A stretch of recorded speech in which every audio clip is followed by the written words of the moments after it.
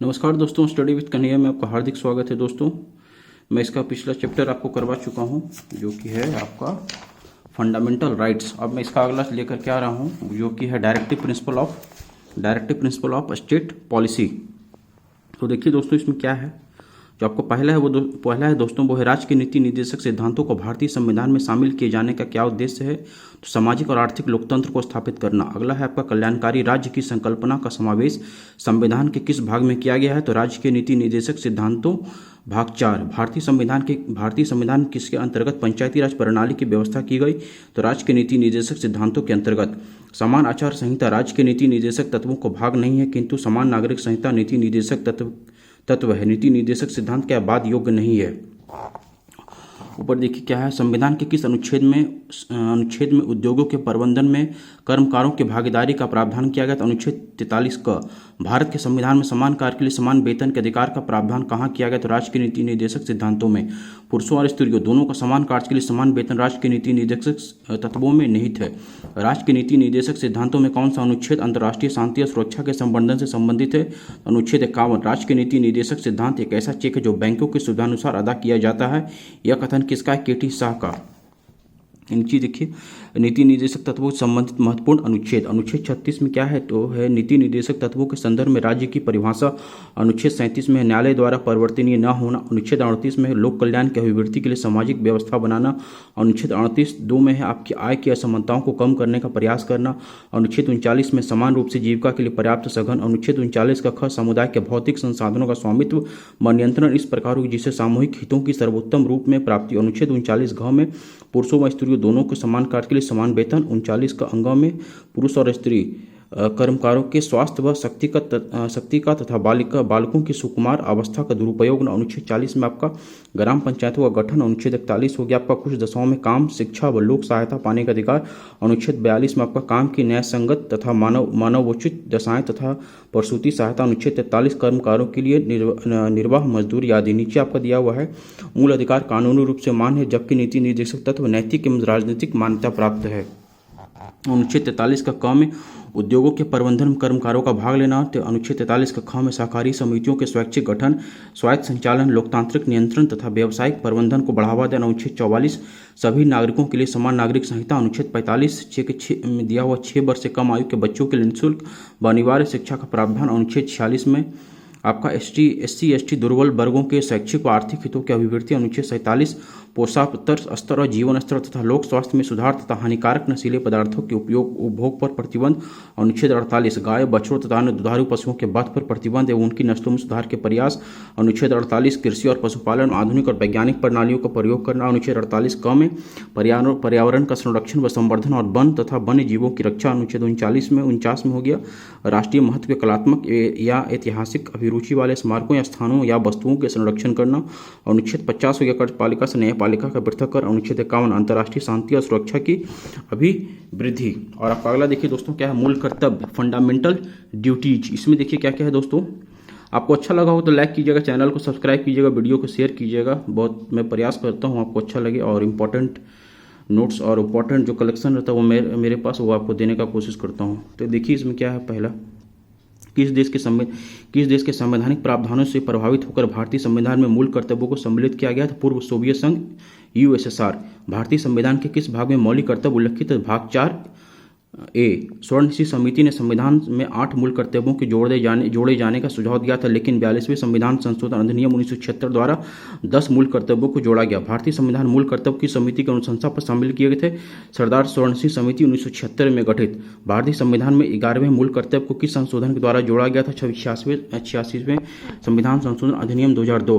मूल कर्तव्यों को मुख्यतः किन 2 वर्गों में रखा जाता है, नैतिक कर्तव्य तथा नागरिक कर्तव्य। मूल कर्तव्यों के अंतर्गत स्वतंत्रता संग्राम के उच्च आदर्शों का सम्मान कौन सा कर्तव्य माना जाता है, नैतिक कर्तव्य, मोरल ड्यूटी। प्राकृतिक पर्यावरण एवं वन्य जीव संरक्षण भारतीय नागरिकों के मूल कर्तव्यों में से एक है। राष्ट्रीय महत्व के स्थानों और स्मारकों की रक्षा करना मौलिक कर्तव्य नहीं है, बल्कि राज्य के नीति निर्देशक तत्व का अंग है। वेरी वेरी इंपॉर्टेंट है दोस्तों। इंटरव्यू में क्वेश्चन एक बार पूछा जा चुका है पहले भी, अब आगे भी पूछा जा सकता है, इसका मतलब ये नहीं कि अब नहीं पूछा जाएगा। महिलाओं के सम्मान की कुप्रथाओं का त्याग करना प्रत्येक भारतीय नागरिक का कर्तव्य है। किस अनुच्छेद में? तो अनुच्छेद 51 का। मूल कर्तव्य किन पर लागू होते हैं? तो केवल नागरिकों पर।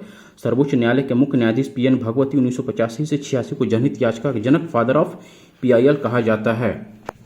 नागरिकों के लिए 11 मौलिक कर्तव्य। देखिए क्या क्या है दोस्तों। संविधान का पालन करें, उसके आदर्शों, संस्थाओं, राष्ट्रध्वज और राष्ट्रगान का आदर करें। दूसरा है आपका स्वतंत्रता के लिए हमारे राष्ट्रीय आंदोलनों को प्रेरित करने वाले उच्च आदर्शों को हृदय में संजोए रखें, उनका पालन करें।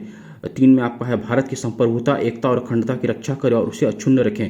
देश की रक्षा करें, आह्वान किए जाने पर राष्ट्र की सेवा करें। 5वां में भारत के सभी लोगों में समरसता, समान भ्रातृत्व की भावना का निर्माण करें, जो धर्म, भाषा और प्रदेश या वर्ग आधारित सभी भेदभावों से परी हो। ऐसी प्रथाओं का त्याग करें जो स्त्रियों के सम्मान के विरुद्ध हो। 6, हमारी सामाजिक संस्कृति, कंपोजिट कल्चर की गौरवशाली परंपरा का महत्व समझे और उसका परीक्षण करें। 7वां प्राकृतिक पर्यावरण, जिसके अंतर्गत वन, झील, नदी और वन्य जीव सम्मिलित हैं, की रक्षा करें और उसका संवर्धन करें तथा प्राणी मात्र के प्रति दया भाव रखें। 8 में आपका है वैज्ञानिक दृष्टिकोण, मानववाद, ज्ञानार्जन तथा सुधार की भावना का विकास करें। 9वां आपका सार्वजनिक संपत्ति को सुरक्षित रखें और हिंसा से दूर रहें।